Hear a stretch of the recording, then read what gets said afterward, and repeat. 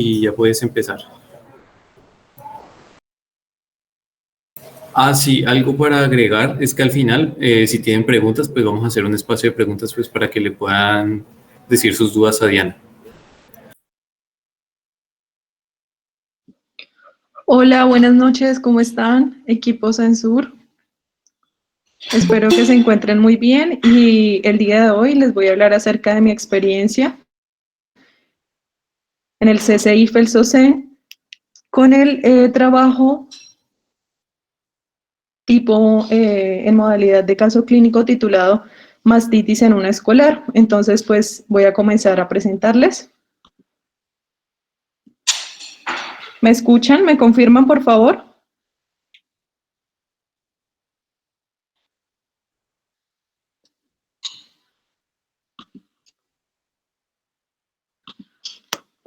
Hola chicos, ¿me confirman si me escuchan, por favor? Sí, sí, se escucha bien. Bueno, muchas gracias. Bueno, entonces para dar inicio, pues primero que todo con la charla, el objetivo principal es que se animen y que despejen pues algunas dudas que tienen respecto al CCI. Entonces, vamos a comenzar. El CCI, primero debemos saber qué significan las siglas CCI. Significa Congreso Científico Internacional. Normalmente se realiza, bueno, una vez al año, como todos los congresos, y tiene lugar en diferentes países de Latinoamérica. El año pasado tuvimos la dicha pues de realizar el CCI en Paraguay, específicamente en la ciudad de Asunción. Este año, como les voy a comentar al final de la charla, se realizará en Brasil. Ya tenemos sitio para el CCI. Entonces, pues el año pasado se realizó en Paraguay.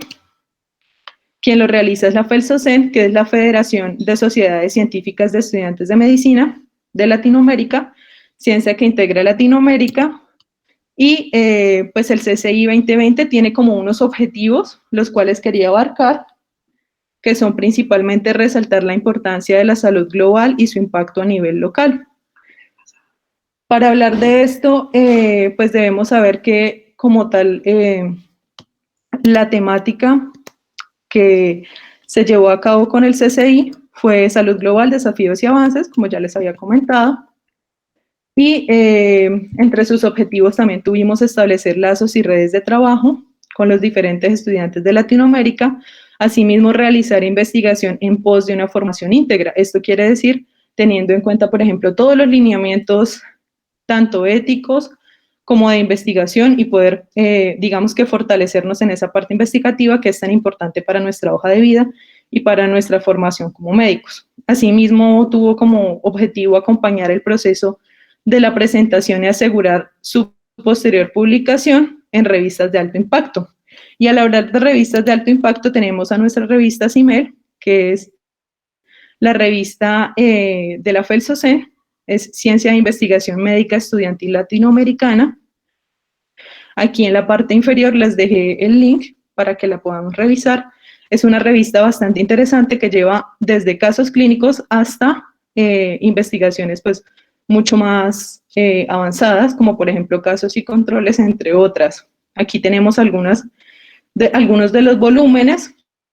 Tenemos el volumen 22, tenemos el volumen 21 y pues como acá lo podemos ver, tenemos artículos originales, originales breves, cartas al editor, casos clínicos. Bien, para pasar a hablar como tal del CCI, debemos saber que digamos que el lugar donde se iba a realizar originalmente era en el Paseo Carmelitas en Asunción, Paraguay, como lo podemos ver acá. Es un sitio de gran impacto en la ciudad de Asunción y pues permite ese intercambio cultural que es también tan importante y esos lazos que pretendemos con el CCI, con los diferentes CCI anuales, lograr con los demás estudiantes de medicina de Latinoamérica. Bueno, entonces, ¿todos podemos investigar? Claro que sí, la respuesta es afirmativa. El CCI consta de unas temáticas o, digámoslo así, como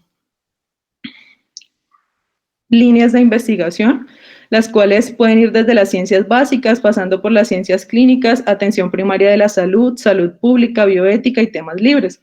Entonces, desde el primer semestre, cuando empezamos a ver biología, cuando empezamos a ver bioquímica, cuando empezamos a ver estas materias de las cuales digamos que muchas veces tenemos esa duda de si podemos investigar, la respuesta es afirmativa, si podemos investigar desde las ciencias básicas. ¿Cuáles son los requisitos generales que tenemos para, para llevar a cabo o para aspirar al CCI?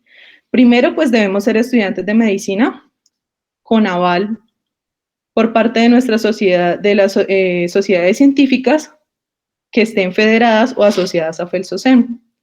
En nuestro caso, OCENSUR, miembro de la CENCOL, está asociada pues a FELSOCEM. Entonces, digamos que con estos avales, pues podemos participar y llevar nuestros trabajos de investigación al CCI, a un evento tan importante como es el CCI. El siguiente punto es que debemos llevar trabajos que no tengan más de 2 años de antigüedad. Asimismo, las investigaciones deben ser originales e inéditas. No deben haber sido presentadas en otro CCI. Ahí pues es importante recalcar que a pesar de que no nos permiten que hayan sido presentadas en diferentes CCI, pues sí es permitido que se haya presentado en otros concursos, pero pues más locales. Entonces, pues si en este momento alguno tiene algún trabajo que haya presentado a nivel regional o incluso a nivel nacional, pues podría llevarlo al CCI, claro que sí. En caso de tener inconsistencias, se solicitará soportes. Esto pues obviamente con el fin de corroborar la información debe ser una información que cumpla con unos criterios de veracidad, de no plagio, ¿sí? Y pues por ello pues deben ser 100% originales. Continuando con los requisitos generales, tenemos también pues qué sucede con el caso de plagio. Con el caso de plagio, lo que va a realizar el comité de investigación del CCI es como tal, pues, primero comunicarse con los investigadores que están enviando el trabajo de investigación, pues para corroborar cierta información y solicitarles en primera instancia que cambien, por ejemplo, textos que están copiados y pegados. Si posteriormente los investigadores, digamos que no, como que no cumplen con estos criterios, el trabajo simplemente pues va a ser negado, o sea, no se va a poder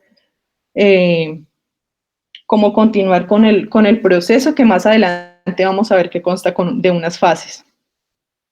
La comisión científica además pues se va a reservar el derecho de no aceptar trabajos que no cumplan los requisitos y de asignarlos al comité científico que considere. Es decir, en primera instancia nosotros podemos decir que nuestro trabajo pertenece a pediatría, pero si luego el comité científico encargado de recibir ese trabajo se da cuenta de que ese artículo está más encaminado, por ejemplo, hacia la cardiología, ellos mismos lo van a asignar a las diferentes especialidades según sea, pues, el caso.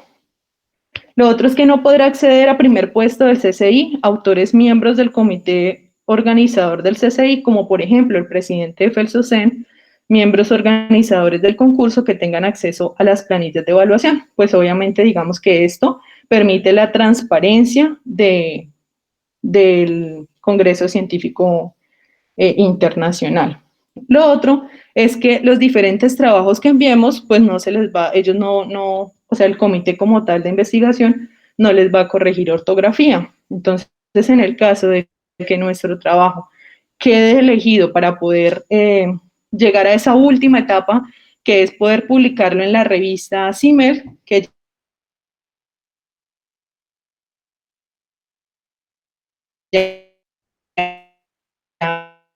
a los autores, cómo vaya a quedar la.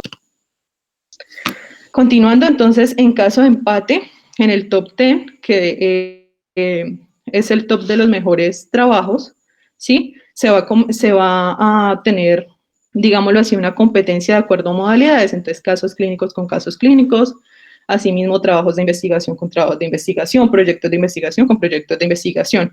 Entonces, ese desempate se va a realizar de acuerdo a la mejor defensa en preguntas del público durante la fase 3. Vamos a ver que cuando ya se presenta el trabajo, al final del trabajo nos van a realizar unas preguntas. De acuerdo a cómo el autor se desenvuelva en ese punto en particular, asimismo se va a realizar entonces ese desempate. Lo otro es que no se reprogramará exposición, es decir, en el momento en el cual a nosotros nos asignan una fecha y una hora en la cual vamos a realizar la exposición, si nosotros no podemos asistir, puede asistir otro autor, siempre y cuando este autor esté inscrito al CCI y que además pertenezca a los autores, ¿sí? Y que pues aparte de esto obviamente haga parte de la FELSOCEN. Sin embargo, pues este cambio, digámoslo así, va a tener pérdida de puntos. Ya más adelante les voy a hablar acerca de qué son eso de los puntos. En la primera fase, entonces vamos a tener el envío del resumen. Vamos a tener qué pasan aquellos trabajos que hayan tenido un puntaje mayor o igual al percentil 20 del total de trabajos investigativos, de casos clínicos o de proyectos de investigación. La lista de trabajos aceptados son publicados en páginas oficiales del CCI. Lo otro que vamos a tener es que el puntaje obtenido en esta fase corresponderá al 5% del total. Entonces, esta es, digamos que la fase como, entre comillas, como preliminar, como en la cual nosotros vamos a exponer nuestro caso y vamos a ver, vamos a exponer más o menos 150 palabras, lo más importante en nuestro caso. Obviamente, de acuerdo al tipo de trabajo, pues así mismo vamos a seguir unos lineamientos, siempre exponiendo lo más importante y pues dándolo a conocer. En la segunda fase tenemos el envío del inextenso, en el cual pues tendremos que este trabajo se distribuirá al jurado temático y al experto en metodología de la investigación, y aquellos trabajos aprobados en fase 1, pues obviamente digamos que podrán pasar a la segunda fase. El puntaje obtenido de esta fase corresponde al 55% de la calificación final del concurso, o sea que hasta ahora llevaríamos 60%. El envío del inextenso también tiene unos lineamientos especiales, obviamente tiene unos tiempos. La fase 1 tiene un tiempo específico, ¿sí? Digamos que el deadline, creo que así se dice, tiene una hora específica de acuerdo al país en el cual pues se llevará a cabo el CCI, ¿no? Entonces puede ser que, no sé, que nosotros creamos que es las 12 de la noche Colombia, pero mentiras que era las 9 de la noche hora Paraguay. Es un ejemplo, ¿no? Entonces este punto hay que tenerlo muy en cuenta porque nos pasó 2 veces que pues pensábamos que ya había sido la hora y mentiras que todavía nos quedaba un poquito más de tiempo. Entonces, súper importante. La segunda fase, que ya se las mencioné. Y en la tercera fase ya tenemos como tal la presentación del trabajo. Vamos a tener un jurado titular de la modalidad correspondiente, el cual se va a encargar de evaluar el trabajo de acuerdo a diferentes parámetros. Allí vamos a tener la oportunidad de hacer nuestra presentación oral y el puntaje obtenido en esta fase corresponde al 40% del total del concurso.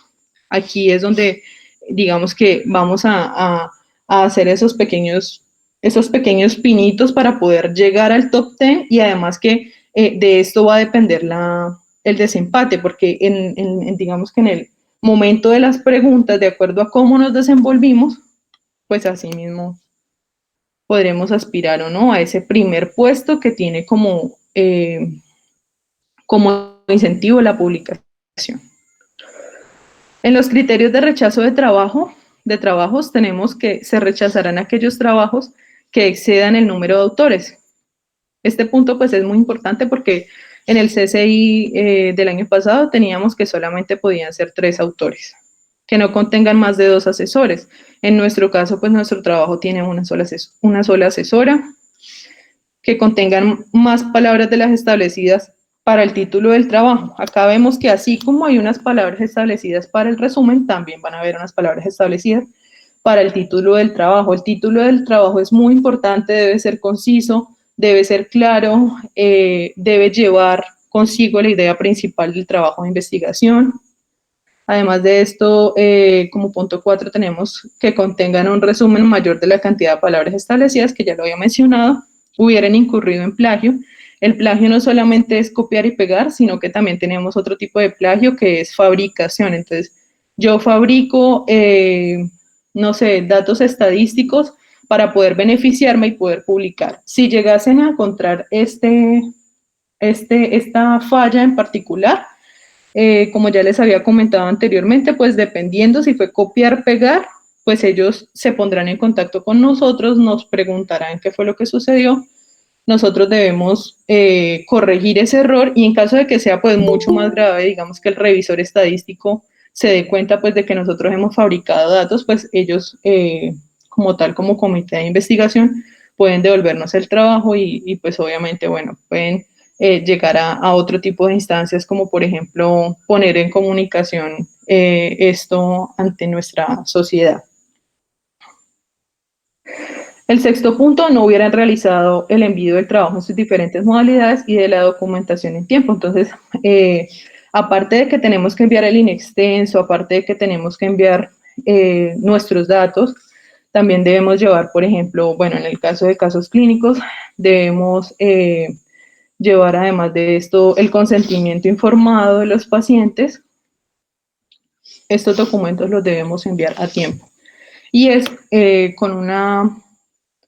O sea, de una forma, pues, digamos que muy organizada. Entonces, en nuestro caso era CCI número el que nos correspondía, que en ese caso fue 035, entonces CCI 035 y las iniciales del autor expositor, ¿sí? Todo es como muy organizado, esto teniendo en cuenta, pues, que se reciben muchísimos trabajos en el CCI, ¿no? Normalmente, digamos que en casos clínicos, creo que el año pasado se recibieron como unos 500 casos clínicos, entonces, digamos que con el objetivo de ser más organizados, simplemente se coloca CCI, el número del trabajo y las iniciales del autor expositor. El otro punto es que no estuvieran presentados en el formato exigido en las presentes bases. Bueno, las bases que ya el documento que nos van a presentar en el caso de que alguno de ustedes se anime a participar en el CCI, vamos a ver que hay un formato, ¿sí? Para cada punto, por ejemplo, para el inextenso, pues van a ver unos lineamientos que debemos seguir, que debemos llevar a cabo. El otro punto es que no aprueben satisfactoriamente la fase 1 de la evaluación. Vamos a ver que en cada fase nos van a enviar una carta de aprobación, una carta en la cual pues vamos a encontrar que nuestro trabajo efectivamente pasó a la siguiente fase.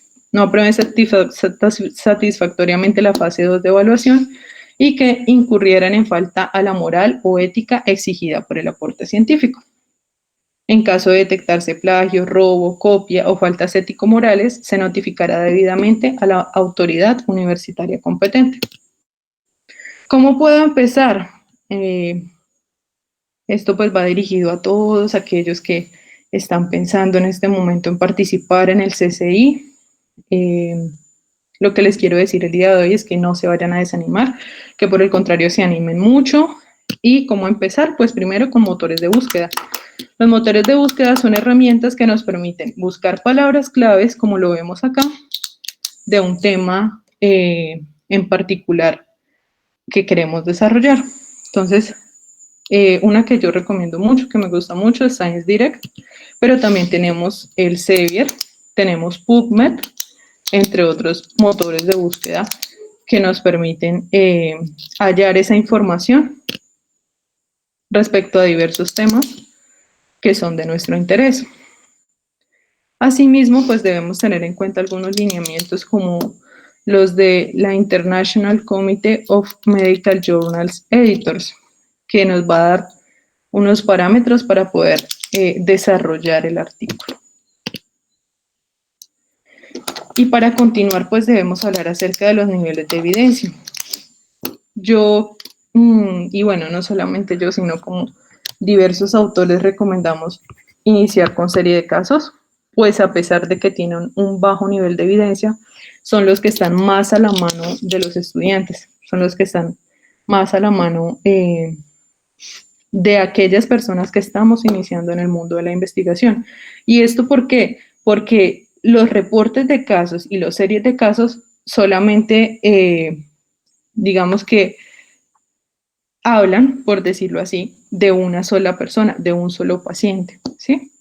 Obviamente que, pues para poder hacer un reporte de caso, debemos conocer muy bien la clínica, debemos saber cómo es la evolución de la enfermedad, cómo es la clínica, cómo se desarrolla la evolución de la enfermedad y la clínica de los pacientes y ver y estar muy atentos, ¿no? En nuestra práctica clínica, pues dándonos cuenta qué pacientes se salen, por decirlo así, eh, de esos lineamientos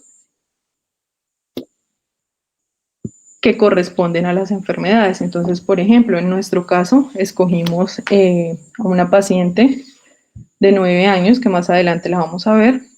Es una paciente de 9 años que presentaba una mastitis.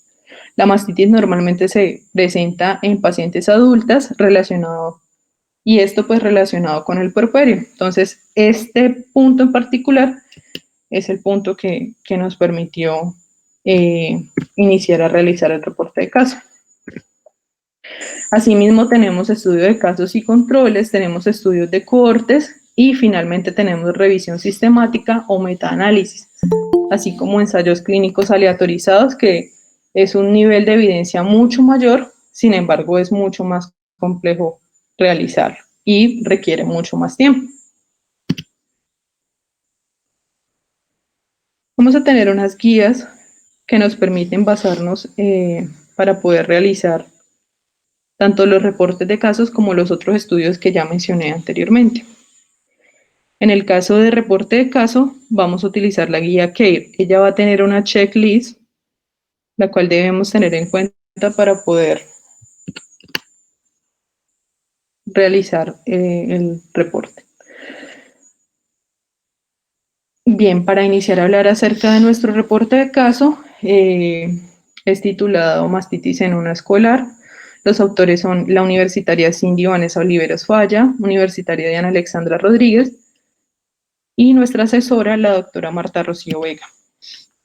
Para iniciar debemos saber que la mama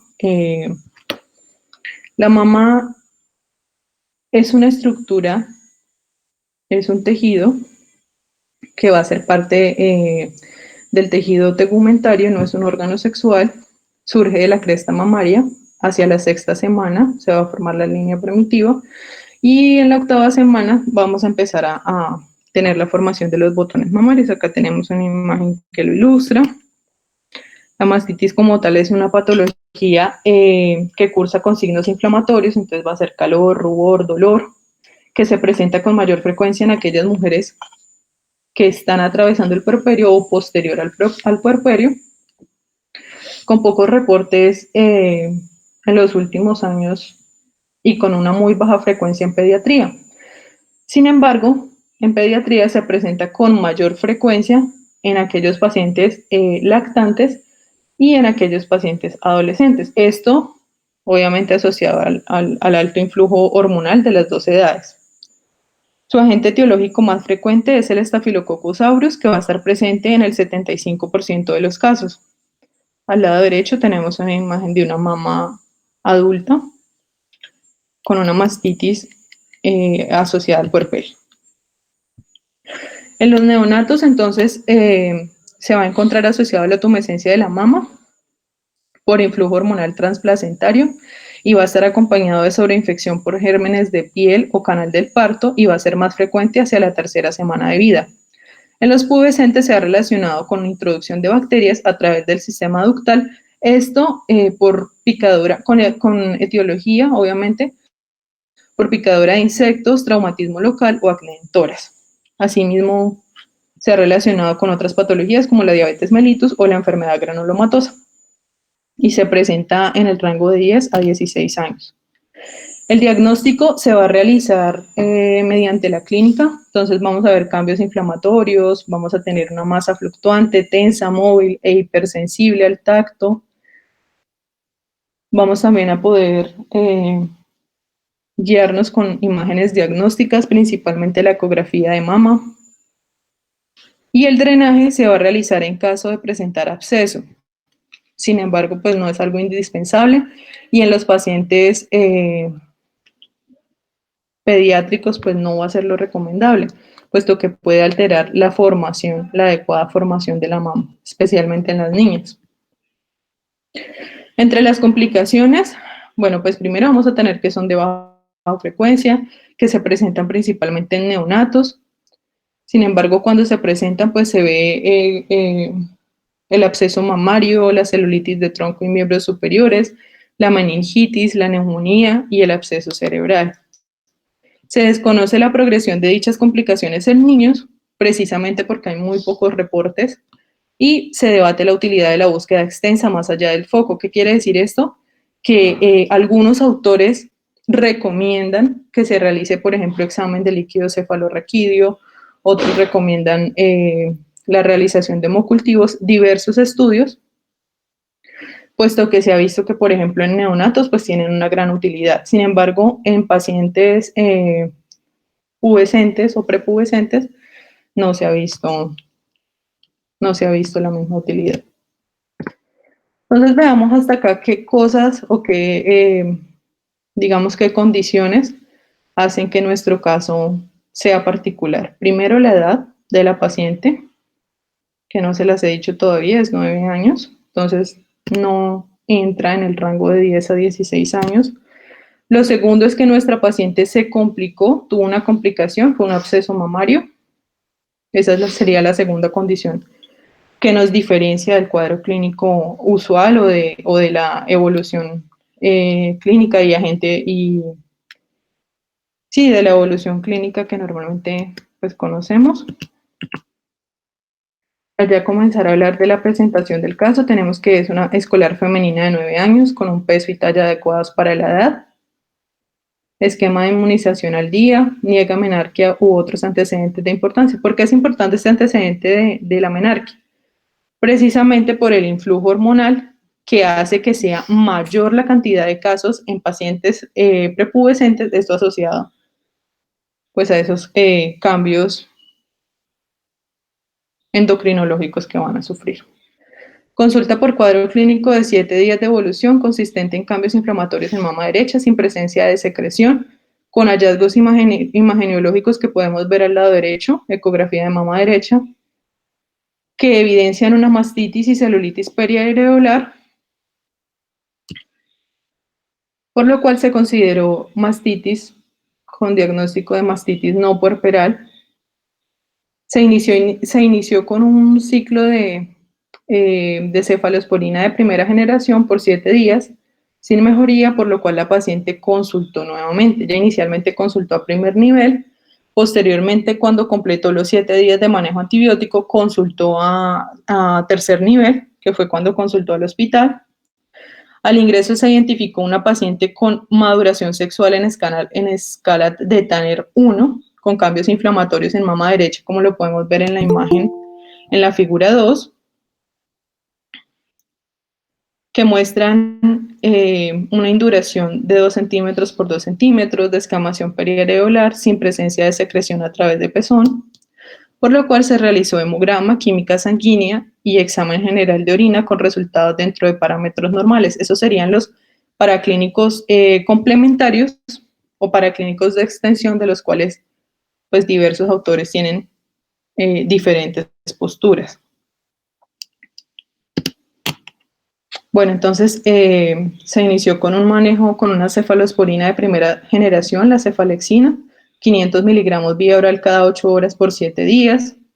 Posteriormente, la madre de la paciente refiere que al ver que la paciente no tenía una mejoría clínica, le automedicó dicloxacilina, dosis única 500 miligramos. Posteriormente, la paciente pues ingresa a tercer nivel, se consideró una infección por Staphylococcus aureus meticilino resistente ¿sí? Porque no funcionó, porque hubo, digámoslo así, falla terapéutica con cefalexina, con dicloxacilina, por lo cual se instauró manejo antibiótico endovenoso con clindamicina 350 miligramos cada 6 horas por 7 días. Y finalmente se instauró manejo ambulatorio con trimethoprim sulfametoxazol 80-400 miligramos vía oral cada 12 horas durante 7 días. Acá tenemos en la figura 3 la mama derecha, que evolucionó de tener unos cambios inflamatorios, contumescencia e induración de la mama de 2 centímetros por 2 centímetros, a progresar con absceso y drenaje purulento de la misma. Entonces, pues la secreción purulenta se presentó al 4.º día de manejo parenteral con clindamicina. La secreción purulenta surgió a través del cuadrante inferior derecho de características no fétidas, de moderada cantidad, como se observa en la figura 3.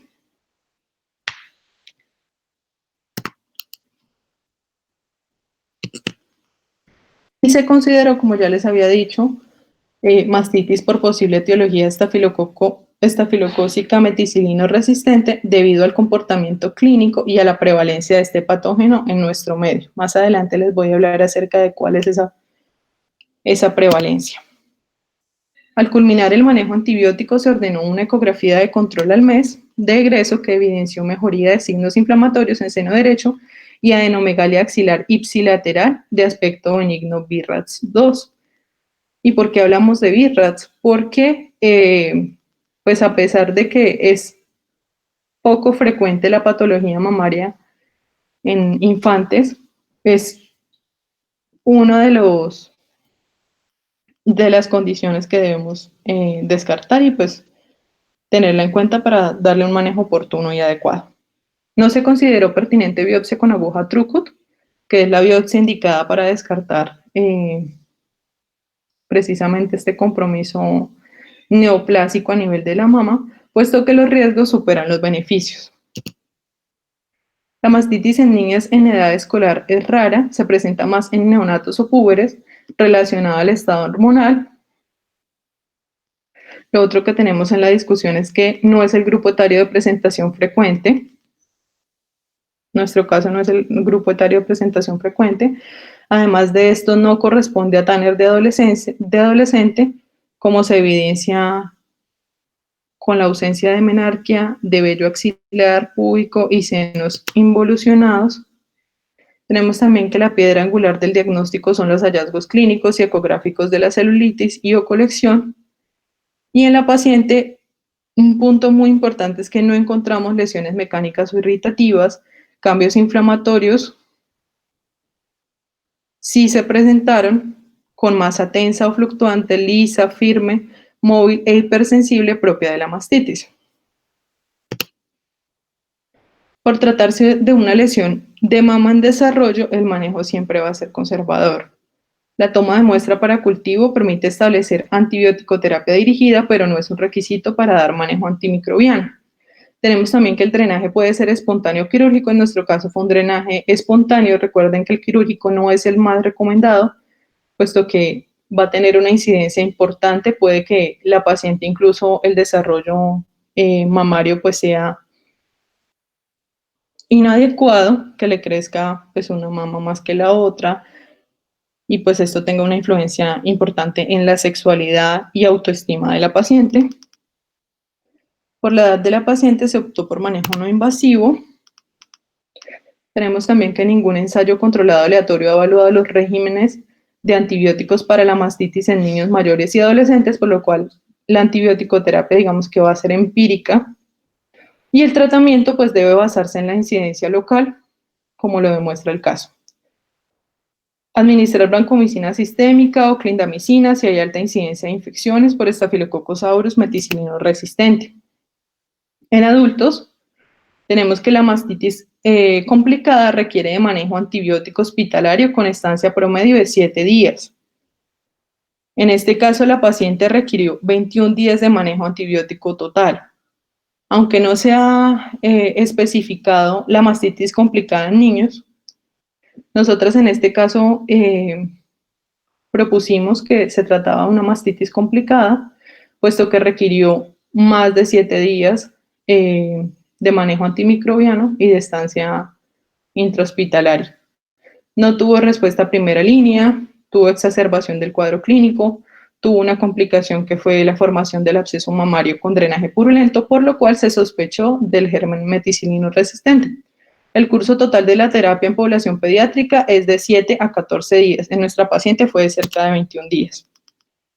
Para hablar acerca del Staphylococcus aureus resistente a la meticilina, asociado a la comunidad, debemos decir que se ha identificado como el patógeno más frecuente en niños entre los 4 y los 17 años, entre los 4 días de nacido y los 17 años, con infecciones subcutáneas como mastitis y abscesos, aún en ausencia de factores de riesgo. En Colombia tenemos que la prevalencia es del 45 a 51% en infecciones invasivas y en Neiva en particular el perfil de resistencia en infecciones de la piel y tejidos blandos fue del 75%, cifra que ha aumentado respecto a años previos y que supera los datos nacionales.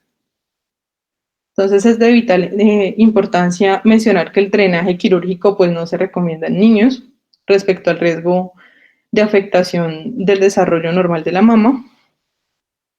Por esto se sugiere el manejo conservador guiado obviamente por la epidemiología local y pues es fundamental la vigilancia de los patrones de resistencia de los patógenos para reducir de esta manera la estancia hospitalaria y mortalidad. Pues bien, a modo de resumen, primero pues con esta charla les quiero dejar como unas ideas particulares. La primera es que podemos investigar desde el inicio de la carrera, como ya lo pudimos ver. Lo segundo es que no debemos ser egoístas con el conocimiento. Aquí al lado derecho les dejo una imagen. Si yo comparto lo que sé con los demás, se va a multiplicar el conocimiento y todos pues vamos a poder acceder a esto tan bonito y tan importante que es formarnos en medicina. Lo tercero es que nunca es ni muy temprano ni muy tarde para empezar. Y por último, quiero decirles que cada día es una nueva oportunidad. La invitación es para que todos participemos en el CSI 2021. Ya tenemos sede para nuestro CSI, el cual se va a realizar en Ponta Porã, que es la ciudad, es una ciudad que se encuentra en Brasil, en el estado de Mato Grosso del Sur. Es frontera con Paraguay, junto a la ciudad de Pedro Juan Caballero, capital del departamento de Amambay. La invitación. Finalmente los dejo con la bibliografía y muchas gracias.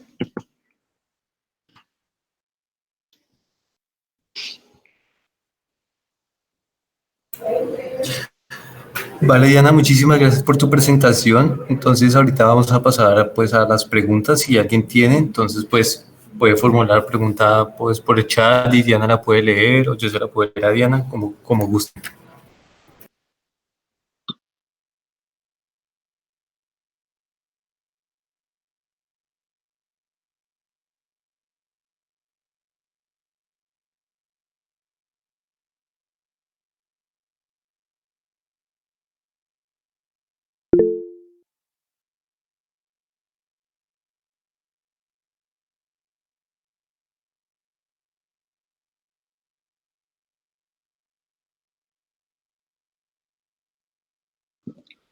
Hola, bueno, pues antes del CCI no tuve experiencia en congreso de investigación regional o nacional.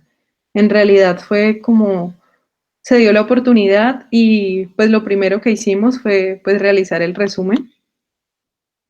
Esto nos dio como un tiempo, posteriormente ya pues empezamos con los otros parámetros que pues eran importantes, como el inextenso, como diferentes fases. Entonces, la respuesta a tu pregunta es no, no había participado antes en un congreso de investigación regional o nacional en calidad de expositora.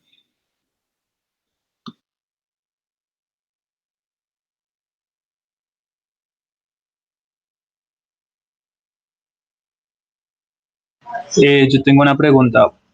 Muchas gracias, Diana, primero que todo por la sesión. La verdad fue bastante inspirador y pues he tenido ganas de asistir a un evento de esos.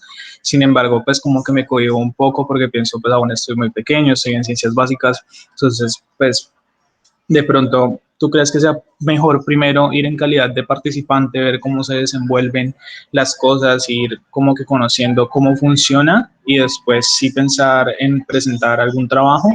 ¿O crees que no es necesario? Pues la verdad, yo diría que no, porque cuando yo recién inicié, de hecho, o sea, desde la primera semana, me les voy a contar como mi experiencia. La primera semana que yo ingresé a medicina, conocí Docensur, empecé a ser parte de Docensur, pero me sentí muy pequeña, como tú dices, como que estaba apenas iniciando, como que no sabía. De hecho, para esa época yo tenía un tema pues interesante que quería desarrollar, que era el papiloma. Y pues siempre me cohibí, o sea, siempre dije, no, yo de pronto todavía no tengo esas bases, todavía no, todavía no. Pero mira que es como arriesgarse a dar ese paso y darte cuenta cómo las cosas se van dando, cómo tú con tu esfuerzo pues vas, eh, digámoslo así, pasando fase a fase, etapa a etapa, obviamente con la ayuda de tu asesor, ¿no? Entonces la respuesta es no, no estás muy pequeño, como lo decía al final de la charla, nunca es muy temprano ni muy tarde para iniciar. Entonces, anímate, el CCI de este año va a estar muy chévere, esperemos que se pueda realizar de manera presencial, que las cosas mejoren con lo del COVID y anímense muchos chicos para que puedan pues asistir a esta experiencia tan importante y tan chévere.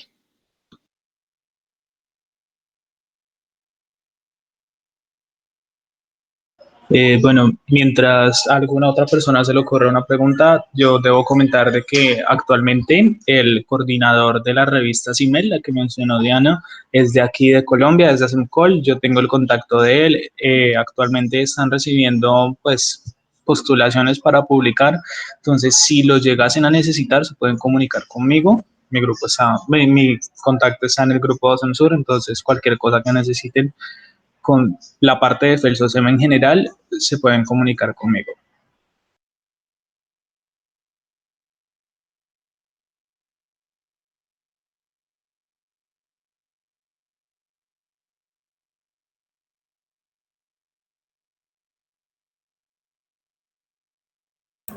Listo, entonces creo que ya no son más preguntas. Entonces, muchísimas gracias, Sergio, por la aclaración y muchas gracias, Diana, por tu participación en tu ponencia. La verdad, estuvo muy interesante la charla y muy intuitiva. Y pues, no, muchísimas gracias por todo y muchísimas gracias. Ah, no, que hay otra pregunta.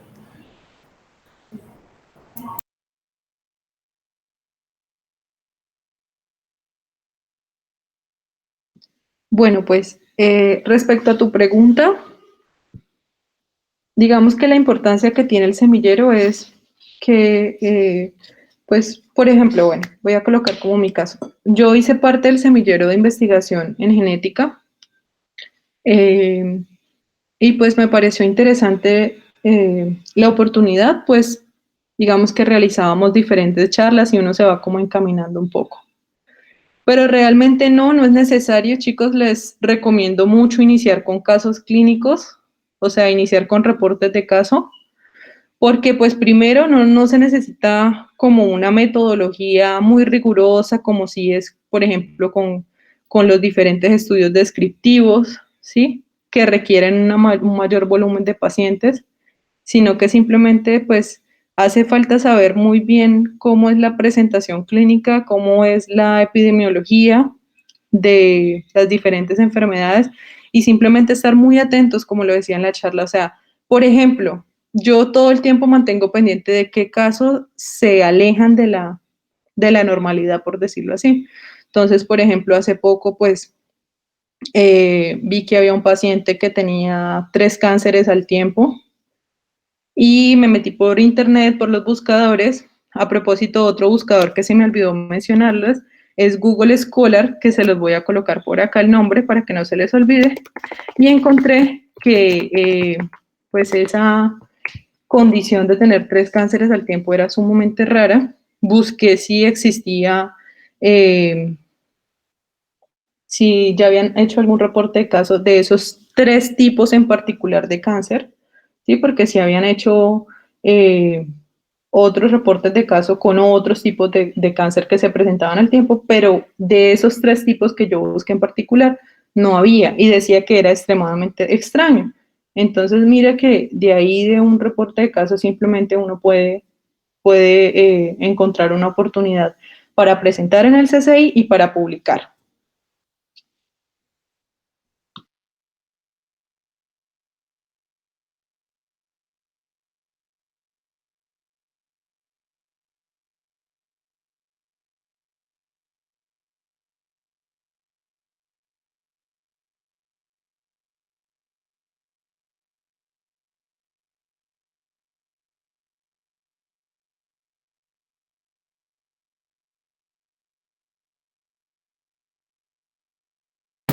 Bueno, ahora sí creo que ya estaría. Entonces, ahorita sí, muchísimas gracias, Diana, por tu ponencia y muchísimas gracias a todos los que participaron y, bueno, hicieron parte de esta charla. Y ya estaría. Muchas gracias a todos por la participación acá. Chicos, perdón un segundito.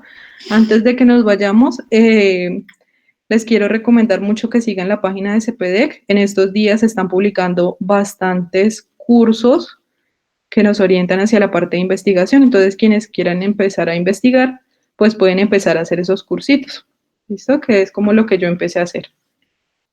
Bueno, muchas gracias, chicos. Hasta luego. Hasta luego a todos. Muchísimas gracias.